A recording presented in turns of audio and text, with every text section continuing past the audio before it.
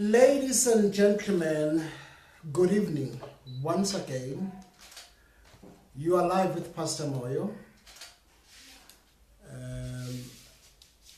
in his show, and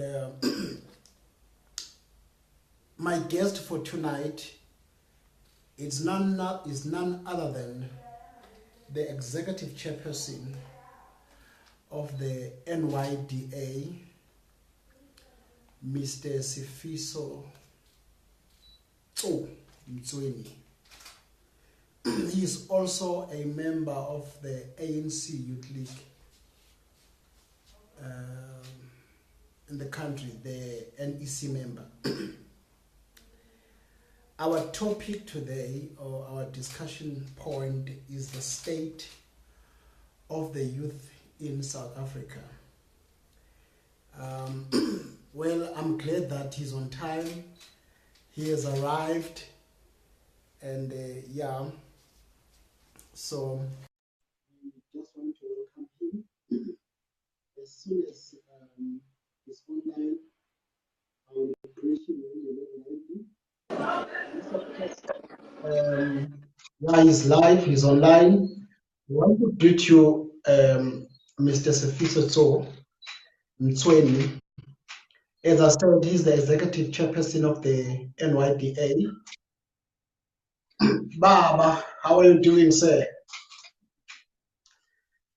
We are Sifiso. Hello. Hope we are Mizo.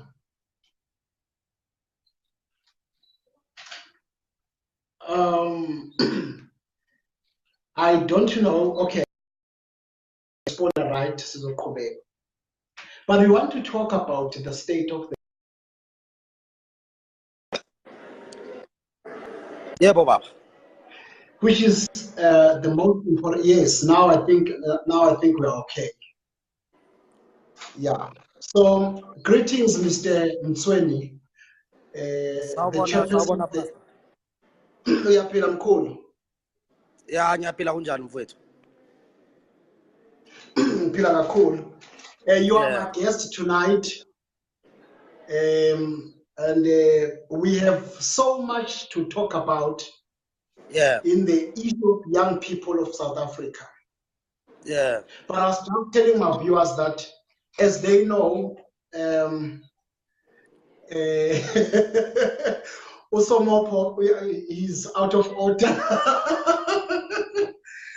So, yeah, you are the executive chairperson of the NYDA. You are also an actually NEC member. I'm attending the 39th anniversary of COSAS. Yes. Soweto Theatre. Yes, I'm not a taboo. No. Not at all. Thank you very much for the clarity, because Ulungane is out of order. Yeah, let's get to our discussion point. Number one, South Africa is becoming young. Yes. In terms of population. Yes. We have a certain percentage of young people who are in this country. But as far as one can see from the distance, things are not well when it comes to young people, in the mainstream economy, young people in agriculture, young people being entrepreneurs and all that. But I want you to take us through, tell us exactly firstly, about young people of South Africa. What is expected of them before we can even deal with problems, because we're going to talk about issues of young people, serious issues. But I want you to take us through what's going on. As I said, the country is becoming young. What does that mean to an ordinary South African, to the youth of South Africa, if young people are becoming young? I mean, if the country is becoming young. Yeah, well, as you know, there's a concept called demographic dividend. It's an international term, which means that, people across the world, in many nations, have now realized that there's a serious resurgence of young people in the world. I'm sure you have seen even in some big economies over the last few years. We've seen in the US a president being younger. We've seen in the UK, for instance, a president being younger.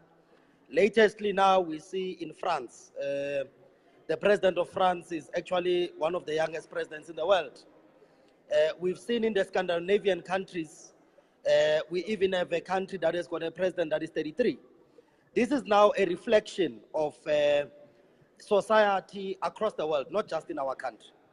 Of course, South Africa being the biggest economy in the world, it's only natural that also it reflects, some of the trends that are happening in the world. So you're correct. If you look at the statistics of our country, by the way, there are three different groups of young people. You get young people that are in school, you get young people that are in the tertiary sector, you get young people that are in the working environment, you get unemployed young people, you get all sorts of young people. So the segmentation of young people in South Africa is quite broad. But if you look at the expanded definition, you will realize that actually 60% of the entire population in our country is actually made up of young people. So you are correct, Mfundisi, we are indeed quite a younger nation. Now, my question is to you, what does that mean if the country is becoming young?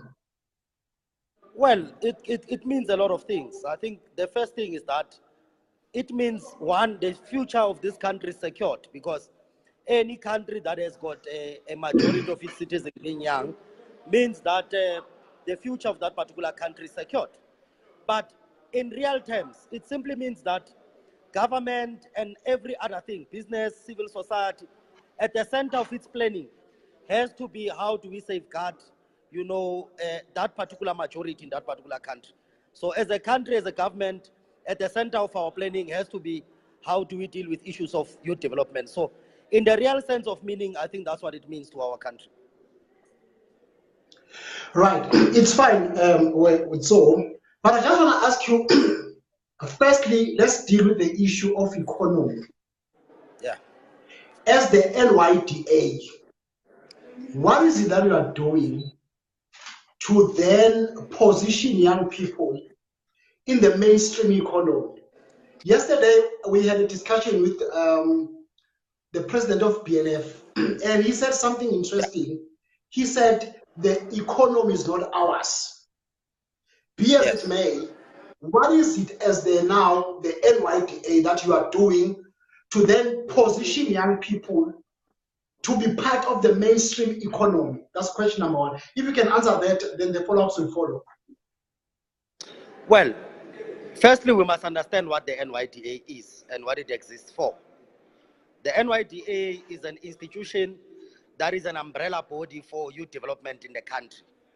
Its main existence is to ensure that it mainstreams youth development within government, within civil society, within the private sector.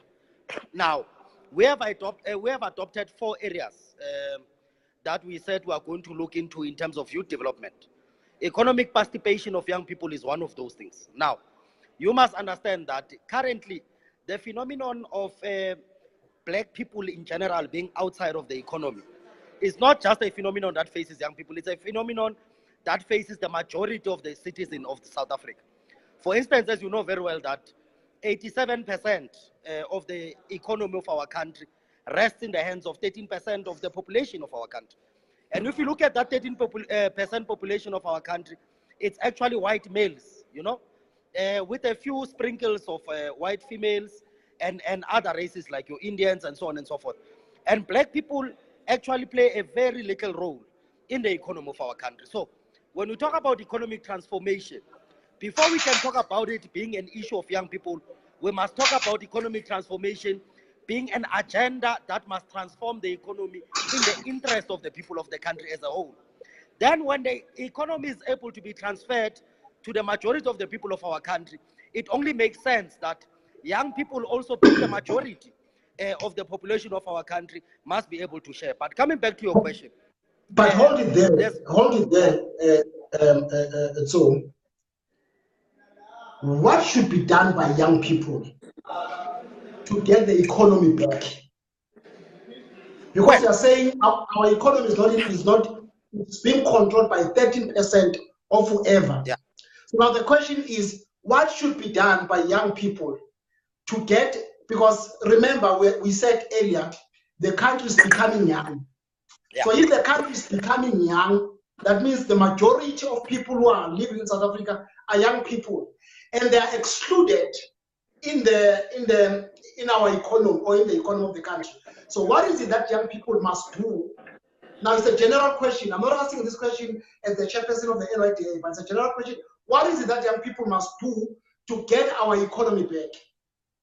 Well, that's why I was saying that the mistake that we will make immediately is to think that the struggle for economic transformation is a sectoral struggle. The struggle for economic transformation is a societal struggle. It's a struggle that must be waged by the majority of the people of this country. Now, young people, for instance, in 2011 already identified that political freedom without economic freedom is meaningless. That is why it was the youth of South Africa under the pen of the ANC Youth League that said that we want economic freedom in our lifetime.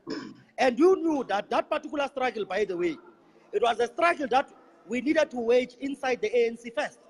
Because post-1994, yes, we got our political freedom, but many people within the ANC were co-opted by this minority section into the economy. And therefore, the economic struggle became very difficult because you had even gatekeepers within the African National Congress. That is why in 2011, the youth of South Africa said that the struggle that we must wage, and by the way, a struggle is not a walk in the park. It's not a dinner party. A struggle is something that involves, militancy, radicalism, and those people who hold the economy will not give it to us on a silver plate. So you are right by saying that this struggle is a struggle that young people are waging, by the way. As you know very well, in the last conference of the African National Congress, it was young people who actually stood up and raised those pertinent issues that face the economy.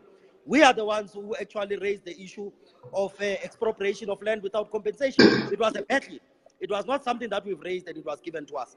We are the ones who raised the issue of the nationalization of the Reserve Bank, the nationalization of the banks in general, the nationalization of the mines. We are the ones who've been raising these things in a manner that was actually a battle. So that struggle doesn't stop now. That struggle continues. It's a struggle that we must continue to wage, but it's a struggle that we must not run as a sector. It's a struggle that we must mobilize society as a whole in realization of its objectives. Who should mobilize the society? That's my question. We mobilize society. We as the youth of this country must mobilize society. Everything that we do, everything that we say, the activities that we are involved in, you'll remember, for instance, last year, we led one of the biggest marches for the transformation of the banking sector. There were close to 20,000 young people that joined that march. That is mobilization. Every single platform that we take, even this particular platform, we must be able to articulate that position very clearly in such a way that it mobilizes society, it conscientizes society. Because mobilization is one thing, conscientization is another thing. So these two things need to go together in ensuring that we continue to mobilize society. And I'm saying that that struggle is not an overnight struggle. It's a struggle that we must continue to wage until its logical conclusion. I agree with you, but you must also remember something very important.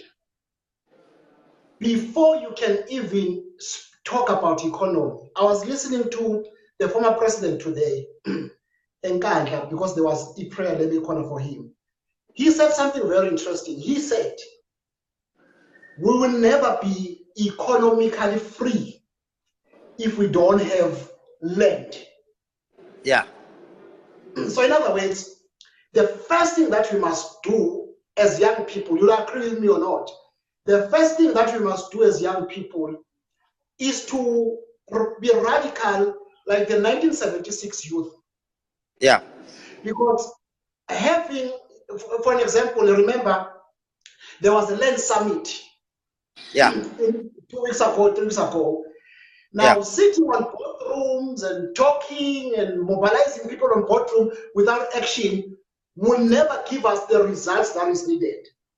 Yes. So now I don't get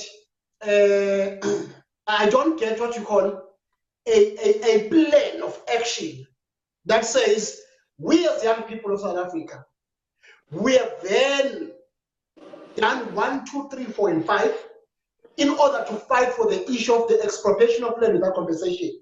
Because without land, there is no economy. So I want your take on that one. Well, I think, Pastor, probably you might have missed what I've raised. I'm saying to you, remember, one of the things that you need to be mindful of, we are a youth league of the ruling party. You know, we are not an opposition party. We are not out there. What becomes important is to convince the ruling party to ensure that it has policies that will fundamentally alter the balance of forces in the economy. It's not for us. For instance, no, wait. In fact, you make an example about June 16, 1976. Those young people were fighting against a system. You see? Now, that particular system was defeated politically. Now, who is running the country politically is the African National Congress. Who was the first youth formation to adopt a radical program for economic freedom in our lifetime? It was the Youth League of the African National Congress. What becomes the task of the Youth League of the African National Congress is threefold. One, we must raise issues of young people unapologetically within the African National Congress. Two, we must mobilize society. We must mobilize young people towards this particular goal.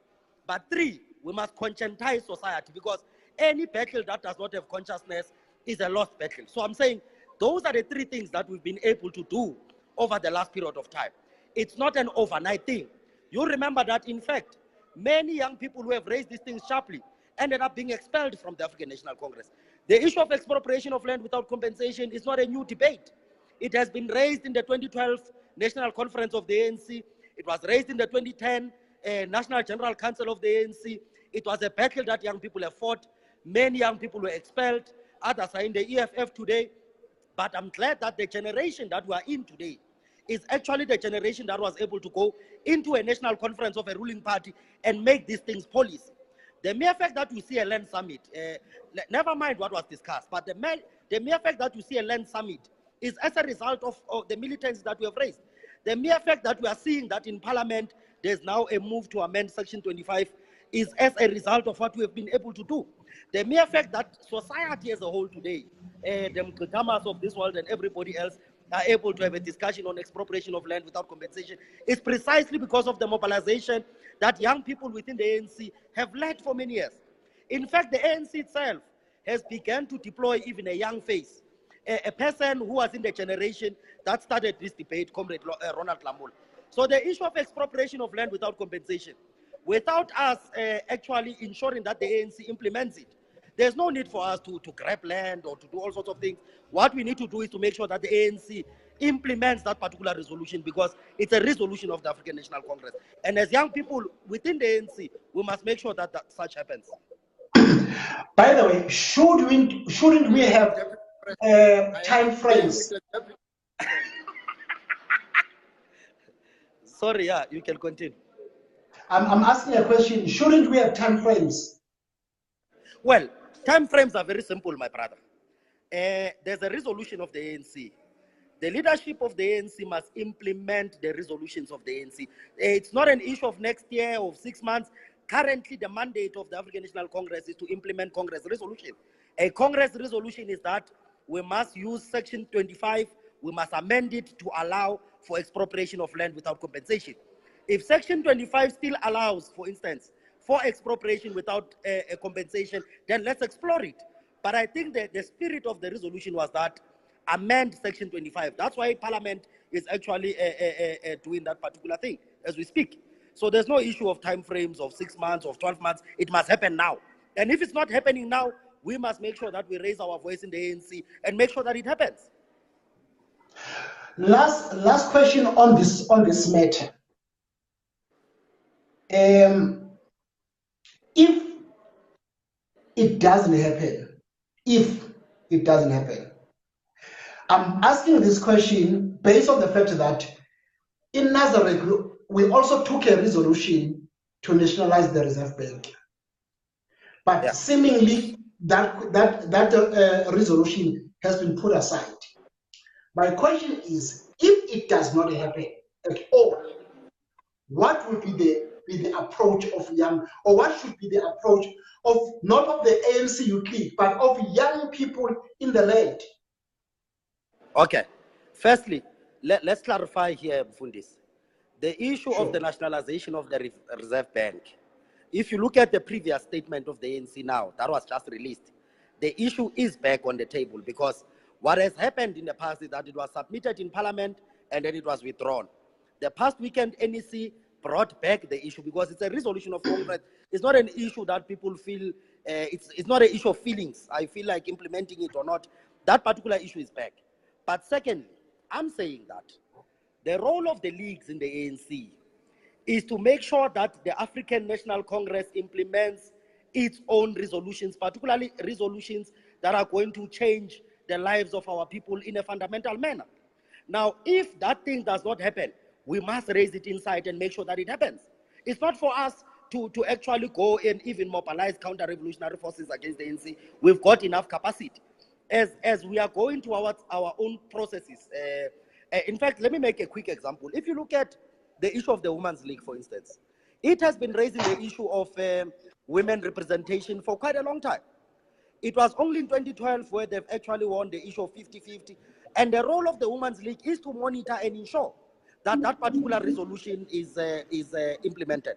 So I'm saying that the role of the ANC Youth League, if we say that land is what will actually ensure that the economy is back to the hands of the people, then we must ensure that the land question is resolved by the African National Congress internally. And we must continue to mobilize society to ensure that young people, they've got the necessary content, they've got the necessary drive and resolve to ensure that that particular resolution happens. Okay, we're done with that one. But after 6 months, we'll have another discussion about a show about the issue of land and the issue of the Reserve Bank and stuff. Now, as per the stats that were released by the NYDA yourself, you've made mention that between January 2015 and July 2017, January 2017 and July 2017, the youth unemployment in the country was 58.9%, the highest ever. Yeah, 38.2%, yeah. 38.2%. Okay. Now, that was the first quarter of 2018, if I'm not mistaken. But my question is to you, as the NYDA, because I've seen that you guys have done exceptionally well. I've been following you through and all this thing that you're doing as the NYDA. But what is it that young people of South Africa must do to be recognized by the government of the ANC that they are not working?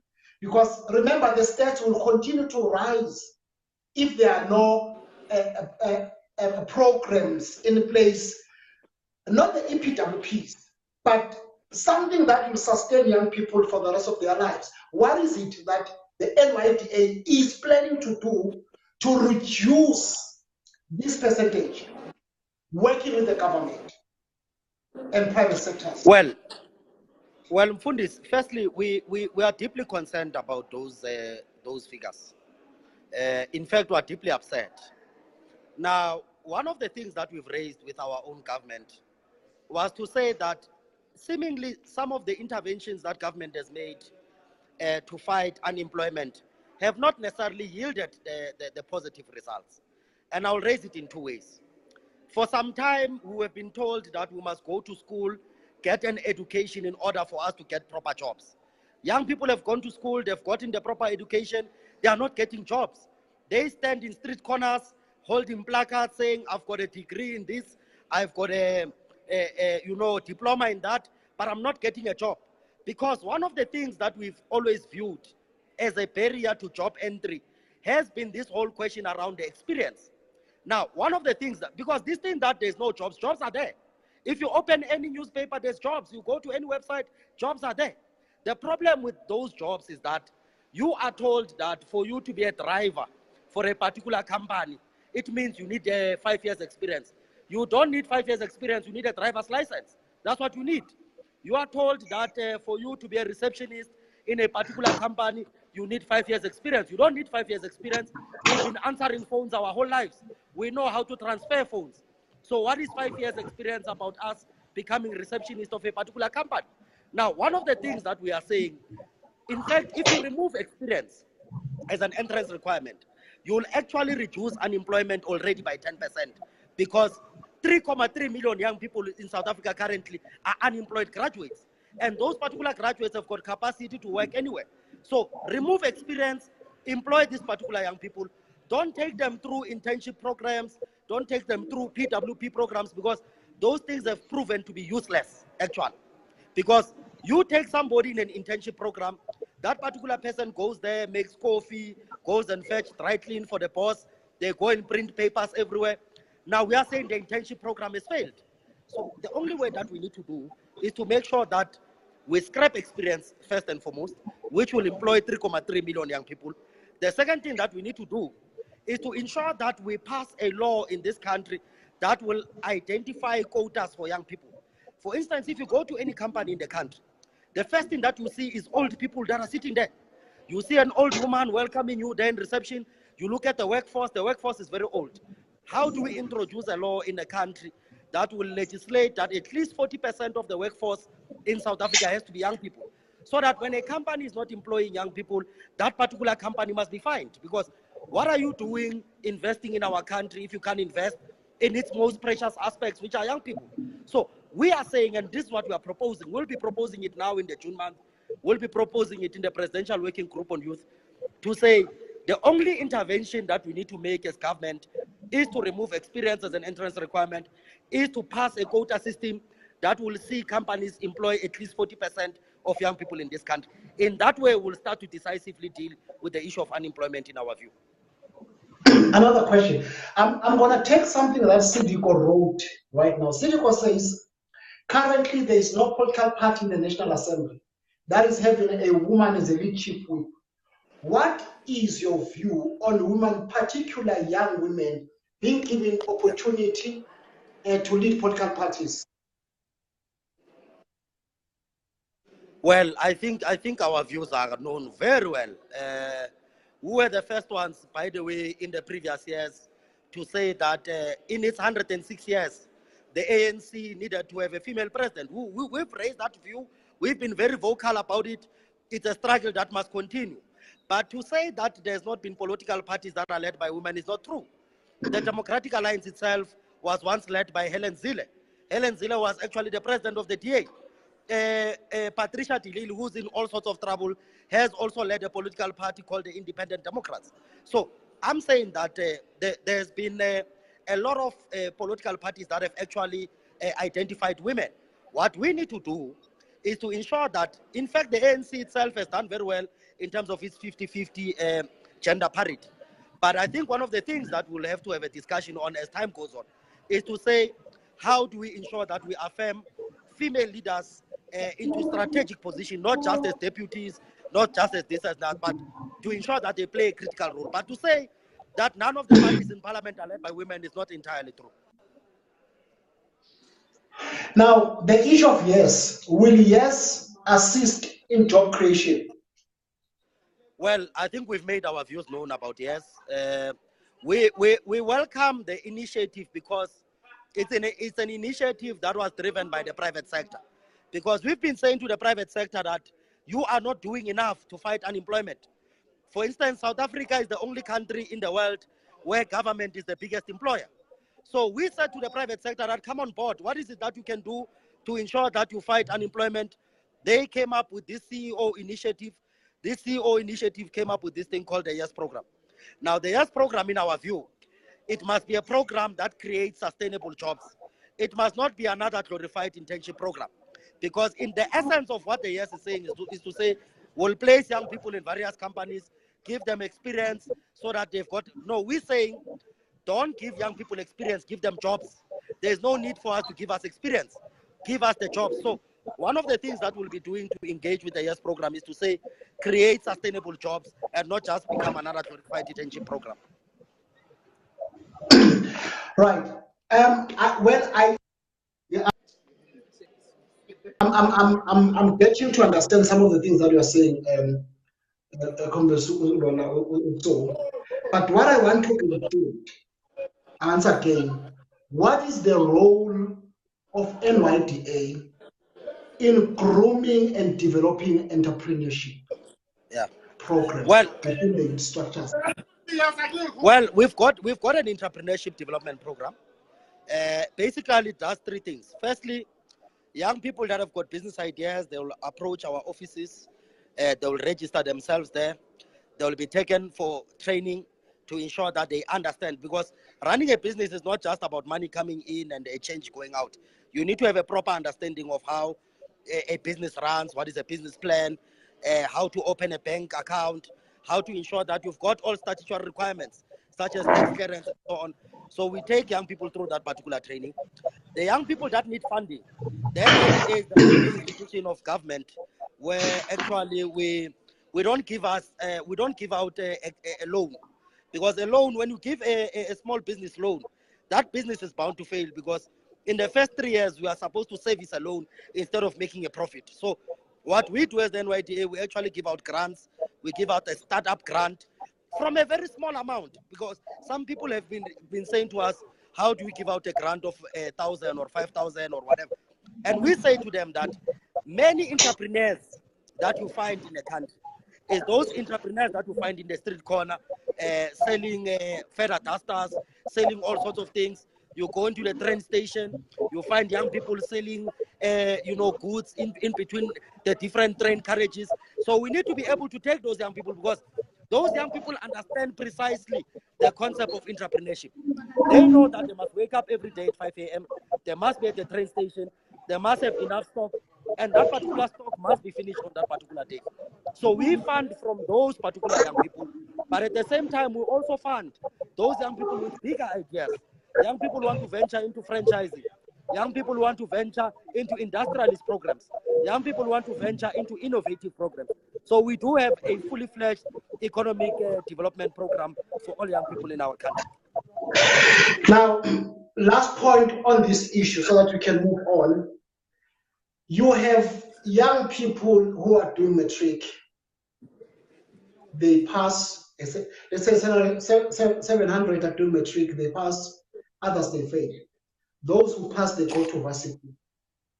Those who did not pass, that is the missing middle. Also in tertiary institutions, what are you guys doing to assist them? Because they are out there, and some of them, by the way, they become a problem in the society. So what is it that you guys are doing to assist now the missing middle? Well, what we've done when I'm Fundis, we've got a program called the College Chabane Youth Build Program. Now, this program has been there for just over 2 years. Now, what this program does, you are correct. If you look at those who studied grade 1 in 2004, and you look at those who passed matric last year, those who registered for grade 1 were actually over 1 million. Those who passed matric last year were just over 500 million, meaning that there's 500,000 young people that are lost within the system. Now, but in any case, there are those also who have gone to FET colleges. There are those also who have gone to various vocational and technical training colleges. But there's a large number of young people who are just sitting and idling and doing nothing. Now, what we are saying is that because the education system of our country had to transform itself over many times, you'll remember that in the past, you actually used to have schools that encouraged academic excellence outside of the books. So, for instance, you'll have a school that will teach you agriculture, but have a farm outside, have livestock, teach you how to actually plant vegetables, teach you how to actually look after cattle and produce. So the education system of our country over the last years have just purely focused on the academic aspect. But not every young person is academically gifted. So what this College Chabane Youth Build School does is to say those young people who are not necessarily academically gifted, but can use their hands to empower themselves, we're able to enroll them. Last year, we've enrolled 46,000 young people. This year, we want to increase that footprint and ensure that at least we reach 200,000 young people just in this financial year, so that we are able to empower these young people to use their hands, to use their own creativity in order to ensure that they participate in the economy of our country. Thanks a lot, Mr. Mtsweni. But to our viewers, if ever there is any question you want to ask the chairman of the NYDA, you can type so that you will read and be able to respond. But don't you, okay, let's talk about this issue, the issue of drugs, Yeah. crime that is affecting the country. Yeah. Apparently, a certain percentage of people who are on drugs, Yeah. and who are doing crimes are young people. Yes. My question to you is, do you have a program of assisting young people who are on drugs and not doing crimes? Because we must not be a country that neglect its own youth. So Yeah. do you have program of that nature? Yes. You would remember, Mfundisi, that one of the big programs that I've been championing as the chair of the NYDA has been a program of youth against crime and youth against drugs. Now, part of the things that we've been doing actually is to identify labosazwayo laba that have been on the wrong side of the law using drugs. One of those has been Jub Jub. He has been volunteering to work with us. We've been across the country going with him so that he motivates. You remember that he actually smoked drugs and started killing people when they were drag racing. And therefore, part of him giving back to society is for him to go back and talk to young people about the dangers of using drugs, about the dangers of crime. We've also used Ukabelo Mabalane, as you know very well. He was also in rehab. He came out. He made a success out of his life. So we are using those particular people. We are targeting drug hotspots. By the way, this year, Mfundis, we are going to do something that was never done before. We are going into the Cape Flats.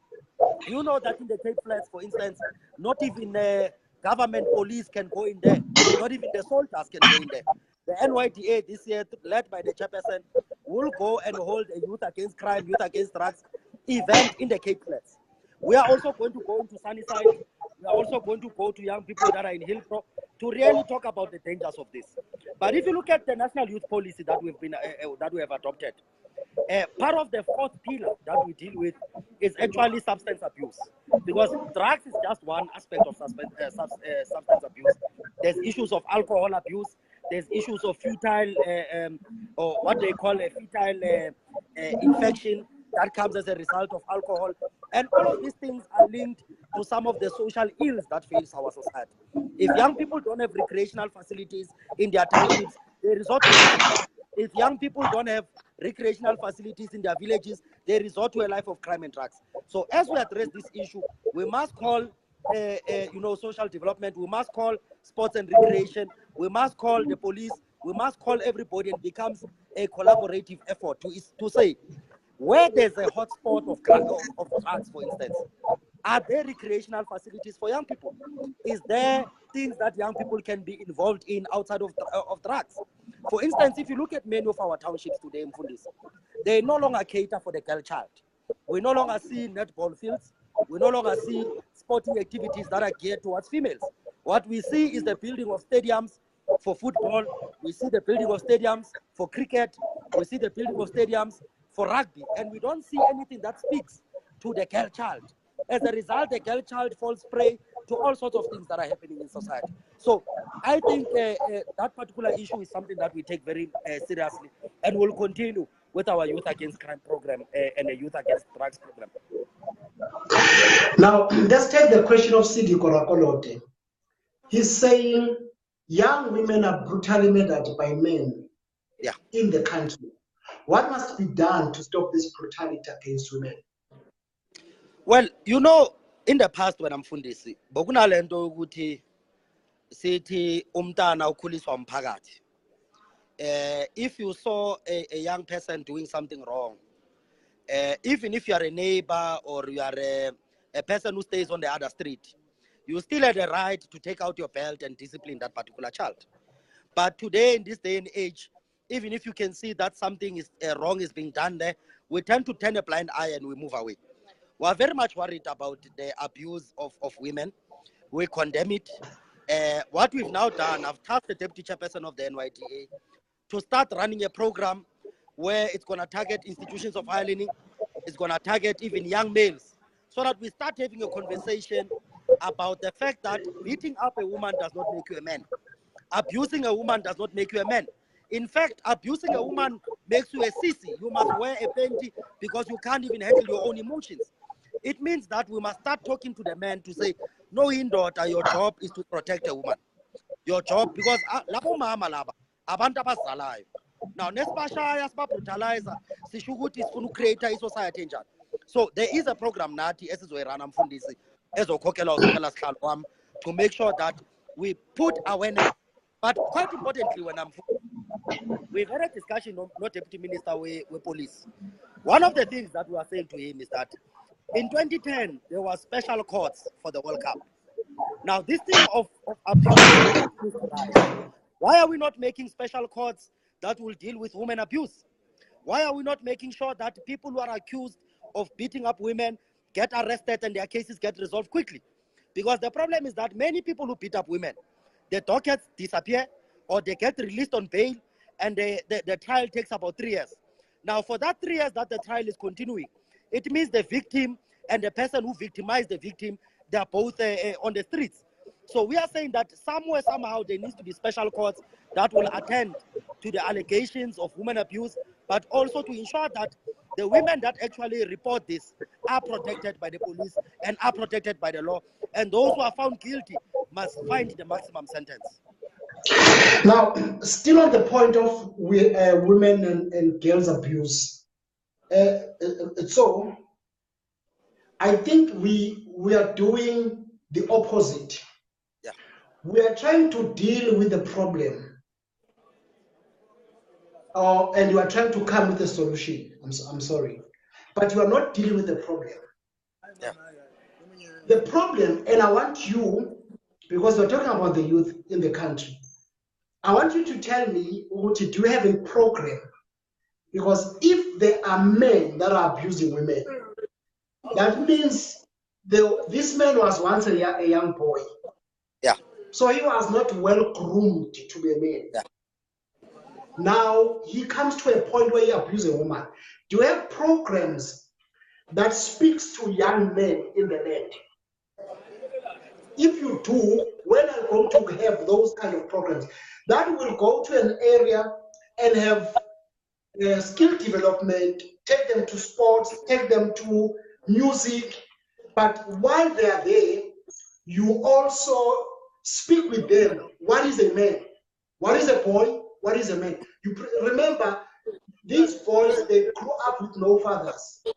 So they lack this father figure. But what is it that you guys have in store that will speak now to young men? Before they can even abuse a woman, there must be a point between them as boys and when they beat women. What programs do you have? Well, as I said to Mfundisi Wamguti, I've already tasked the deputy chairperson to lead that particular process. There are various NGOs that we're working with that speak to young men to ensure that we have this conversation. However, I want us to even expand this thing, Mfundisi. You see, the problem is that if a young man grows up in a house where ubaba wendlu is abusing the mother, that also has some psychological impact on that particular young man. But secondly, the point that I started with on this particular debate is that you have and you see a young girl being beaten up by a man. What do you do yourself? Do you intervene or do you leave it just like that? And I think for me, one of the things that we failed to do as society is that when we see abuse, because all of us see abuse, this abuse does not happen behind closed doors. It happens actually very open. You see how a man speaks to the woman. You see how a man comes and addresses a woman that he thinks is cheating or is doing this and that. But there's also other moral standards that are set for men in society, other moral standards that are set for females in society. For instance, in many of these cases, we are told that no, the man killed a woman because the woman was cheating. How many times have men cheated? Which woman has ever killed a man for cheating? Why is it that society must have moral standards for a man which are different from moral standards that are for the female? So the discussion that we must have is to say, when we create a gender balanced society, we must create a society that respects the rights of both males and females. If a female has cheated on you, leave the female and go and find another one. Why is it that you must abuse the female, you must beat up the female, you must do all sorts of things? whereas you as a man, those things are not done. So that conversation, Mfundisi wami, I think it needs to be a collaborative effort. Nane zabafundisi, nenilike ilizwi lapha Sunday. Nike nilibeke ilizwi bafundisi nibatshele. Labo baba laba bagcoke ngoba this thing sometimes you may think that it is these men that are probably having a problem with alcohol and so on. Nalapho esontweni, those men, they come there, they pray, and when they leave, they go and beat up their women at home. So this thing must be a collaborative effort. Even in church, we must tell them that umfazi akashawa, umfazi umuntu okumele simkhusele ngayo yonke into esinayo. So yes, Mfundisi, we will roll out those particular programs. We can promise you that. Now, just in passing, I always say, in order to avoid a conflict between a boy and a girl, or a woman and a man, our responsibilities of a man is to love a woman, regardless of what. If my daughter will learn, if boys will learn that umthande unconditionally, if we do that, will now reduce the issue of abuse in our country. The problem is that abantu besifazane, they ended up loving amadoda, which is now a mistake. Umuntu besifazane akathandi, but he respects. But indoda must love. Indoda must be crazy, ingabe obsessed. A man must be crazy. I love my woman, and he must go all out to impress a woman. I was just passing. Let's go to Zamangoni umbuzo wakhe. It's very interesting. And udinga your view. Uti, we are told that the Department of Education is having a curriculum reviewer, whereby history is now going to replacing life orientation. And I agree with the initiative. However, I think it's about time South Africa has its own South. Okay. Oh, sorry guys. Upumile utso simbusele for him. Now, Mfundisi. Yes, sir. Yes, alahlekelwa network Mfundisi. No problem. I'm saying Uzamangun is asking a good question. He's talking about removing life orientation, introducing history as a compulsory subject from grade 10. And 2 is saying, why is it having a system yet to South African education? After 5 years. Now, what is the post NYDA with regards to South African-based education system? Well, you know, I think that there's been a lot of discussion about this thing. One of the things that we've raised is that sometimes there's an education system that purely prepares people for a job market. Another way, there's an education system that entrenches certain values for the country, certain values that must take the country forward. If you look at countries like China, you look at countries like, Germany, they entrench an education system that is able to entrench a particular value system. Job creation is but one of those things. Now, the education system in our country has undergone transformation 4 times. You know, there's been an OBE system, there's been this latest system, there's been even other systems for that matter. But the argument that we are making is that one thing that is forever changing in our society is change itself.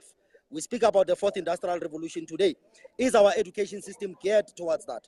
We speak about a global world today. Is our education system geared for that? But our argument still remains that let's make sure that our education system responds to 2 things. 1, let it entrench a system of selflessness, a system of voluntarism, a system of a value-driven society.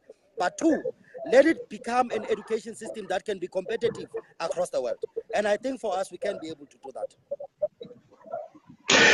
Last question, so before we get to on a program here in the courses, are we yet to see the youngest president ever in the country? Yes. Below 35. When? Yes. Look, when? Let me say it this way, Mfundisi wami, and ngifuna ungizwe kahle. You see, this past conference of the ANC, this was the last time we are going to put pensioners to lead this African National Congress. Government has taken a resolution that no sufika kuminyaka 60, you must take a pension. So if usebenza esibhedlela, usebenza kuma-car manufacturer, usebenza u-doctor somewhere, kuthiwa nosuna 60, hambe uyohlala phansi. So how can it be that when we say as a law that 60 is retirement age, we still have leaders that are over the age of 60? How can people be seated in parliament who are 70 years old and want to design a law for 2030 when they are not going to be alive in 2030? They are going to be dead in 2030. So part of what we need to do in the next conference is to make sure that all the people who went to exile,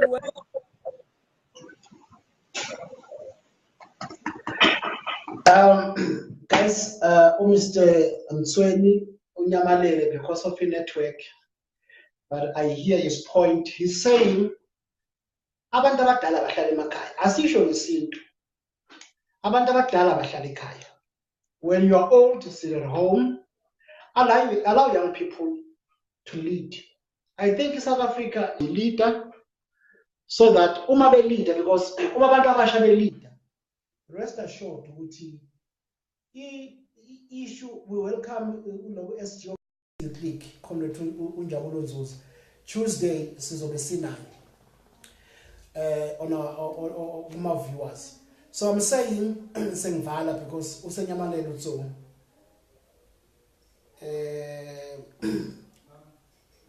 young people must lead. Okay, he's back. Asimtetele kokugcina. Oh no, akusutso. Oh yeah. But guys, if you call of add as Utso has spoken, you can add. I have 10 minutes. I will allow you to say something and connect. Vovo, you're welcome to Ishon Yame no Stano NYDA. What is your view on everything that has been spoken by Utso? Hello, leader. You know the thing that he touched, and I think By the way, Vovo, sorry, you have only 2 minutes. Okay, I just want to raise two things that Comrade Soy has raised. You know? The thing of we need to talk with the guys, you know? The ones that have been abused to our fathers. You understand? Ningai Jongi, don't look at this thing on one side. You understand? I think we need to have a man to sit down with the boys. You understand? And tell them how to treat a woman. And Anabi and Divana Fundis.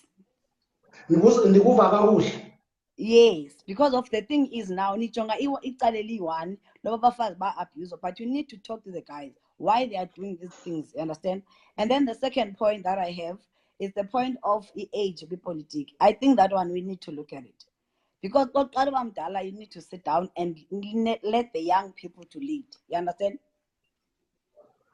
Yeah.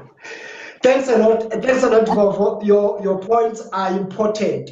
You are right. We need to have programs where men, but not just men, but men with good track record must sit down with boys. Yes. Because you cannot just take somebody because now he's having a beard like myself and say he must speak with the boys, and yet at the home is abusing the wife.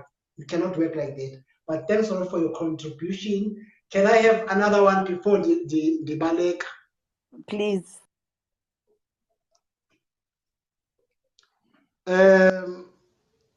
Mati, I won't introduce nobody. I want people that will just say something. The next person will be your views for 2 minutes.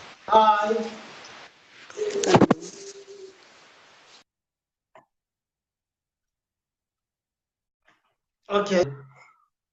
Right. Mineke, you are next. Wow, what's one land like Kaya? Utso was very good. Mfundis. Many. How are you?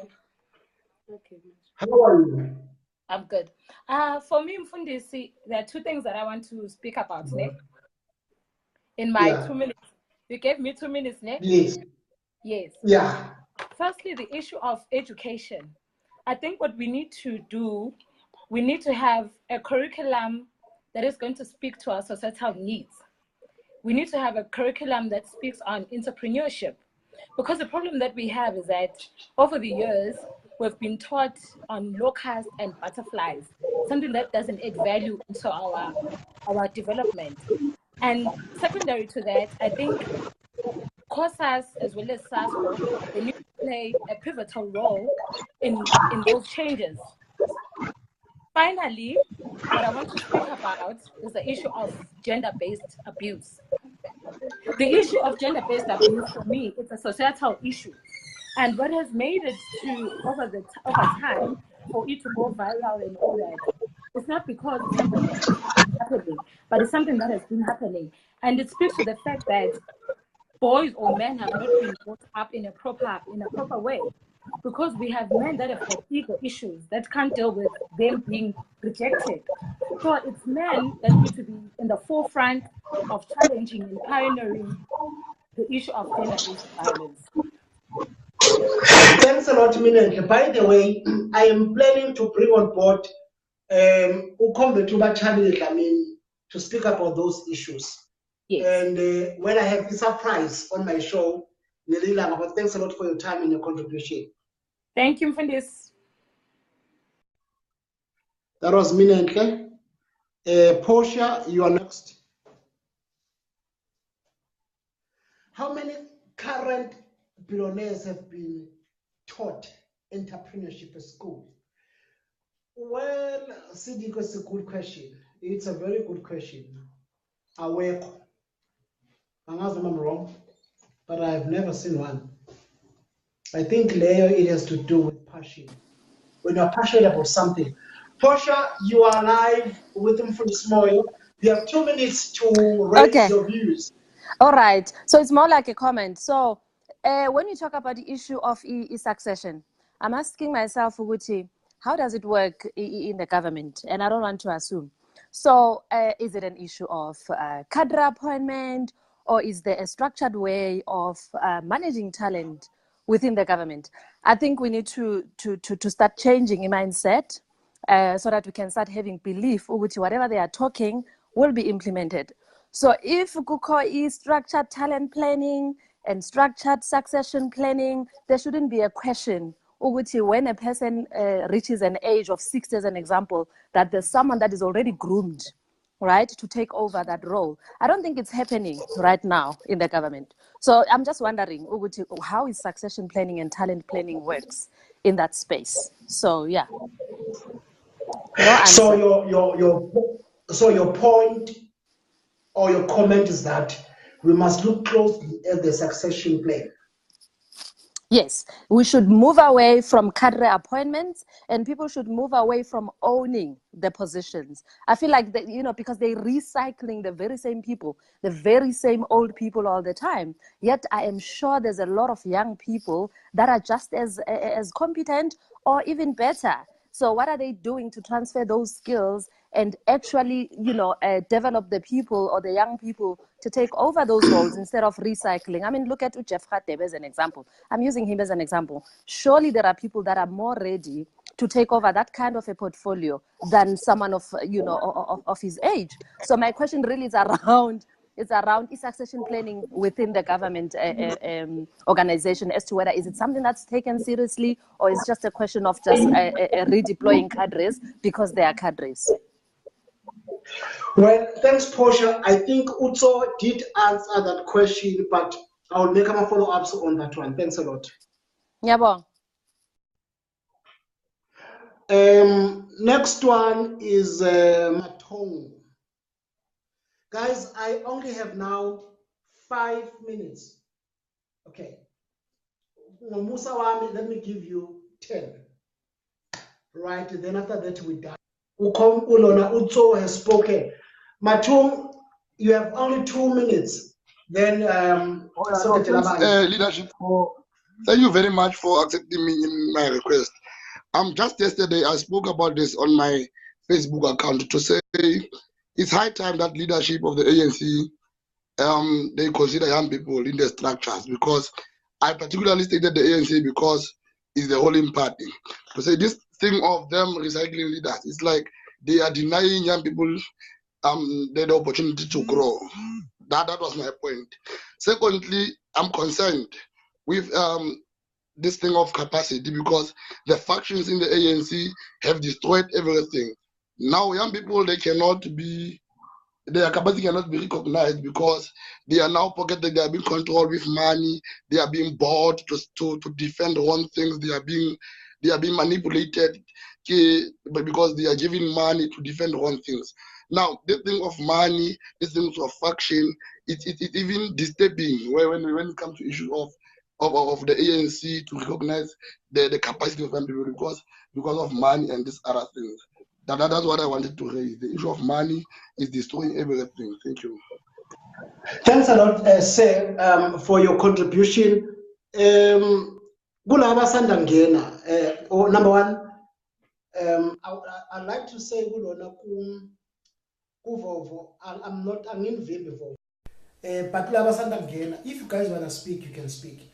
Kulaba sandangena, we had our guest, and he has spoken. And after that, he went to a program, your courses, they are celebrating on 39 years? Yeah, 39 years. So yeah, let's take Upindiwe. Upindiwe. You are, but thanks a lot, guys, for comments. I've seen a lot of comments. Rachel has just, but he has contributed. Matthias contributed. Yes, you are on you are live. Yes. Pastor, hi. Hi, Pinky, how are you?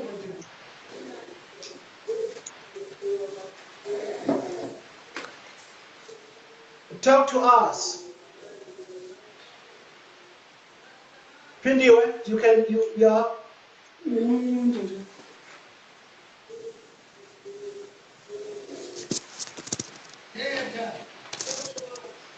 Yes, Pinky, you can talk. Yes, hello, how are you? Yes. Can you hear me? Loud and clear. We've tried, but ladies and gentlemen, thanks a lot for your time. Yeah, you're right, Nobantu. Why capital network sabotages us? But thanks a lot for your time, and thanks a lot for Utso. He has made great contributions. Bongega, you're welcome. You are late. I'm about to close. But thanks a lot for your time, guys, for listening and all that. But let me tell you something. On Tuesday, we have the SG of the ANC Youth League, Comrade Njabulo Nzuza. But I have a surprise for you. On my show, I have a surprise for you. I'm fully guessing because it's a spoiler surprise, yeah. But next week, I have a huge, amazing, great surprise. And my wife, we are not talking about Team Jerry Koskas, but I have a great a surprise for you. Get ready for that person.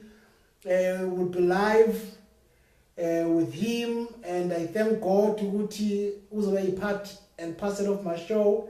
But to everybody that has contributed, you guys have been amazing. You've been wonderful from CD, from over. So, but thanks a lot. Today it's Thursday, tomorrow is Friday. People must not go there and pooza. People must go there and you know what?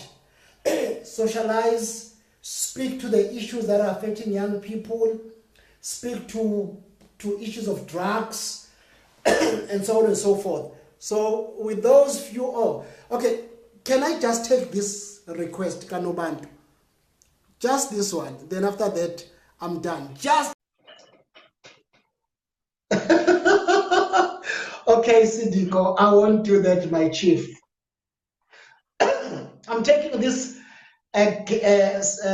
caller. Then after her, I'm closing the. But it has been great. Hi, Nobantu. How are you? I'm good. How are you, Pastor Moyo? I'm great. Hey. Nice show, man. I mean, keep up the good work. I just wish you noted me earlier, Marageng, yes, but sabotaging. I just wanted to add on the issue of education in this country. We can only resolve it by making sure that young people are patriotic. They love their country first. In other countries, you have young people that are given 1 year full of learning about their country, their history. They are the ones that are going to be tour guides about their own country. That's the point of departure. Young people must love their country. That way they'll be politicized and they'll be able to fight for it. And they'll be able to understand the revolution from that aspect. I'm very distracted now. Thank you, Comrade Moyo. We love you. Bye-bye. Nice show. We love you. Bye. Thanks a lot. Bye-bye, Pinto Pepisa, man. You are trying so. Bye, guys. Thanks a lot for watching the show. All the time. All the time. Shouts. Right. Come on, Sidiko. Now, if you want me to talk about Ihaitika Gatso, you are now pushing me to even talk about Ihaitika Sitezegala. I can't do that. No, Sitezegala Gatso and Pet Makap, they, yeah, big up in Bogoto. Thanks a lot, guys. Guys, I want to go. You can't say I must not go. I have to go. I have responsibilities. Look, oh yeah, I can't get. The show's almost over. I'm just reading my comments. And yeah, Rachel, thanks a lot. Yeah, no, I have to go, Rachel. Why not? Vovo, guys, we've done talking now. The chair is no longer on the show. Thank you. I love you so much. And by the way, pray for these things. Because pretty soon, we'll go national. We'll go on TV with this thing. Mark my word. And we'll be having a great show. I love you so much. No, I have to go. No, guys, I have to go. Please, allow me to go. Allow me to go. I still have to sit with my family, with my wife, No, but why did you guys...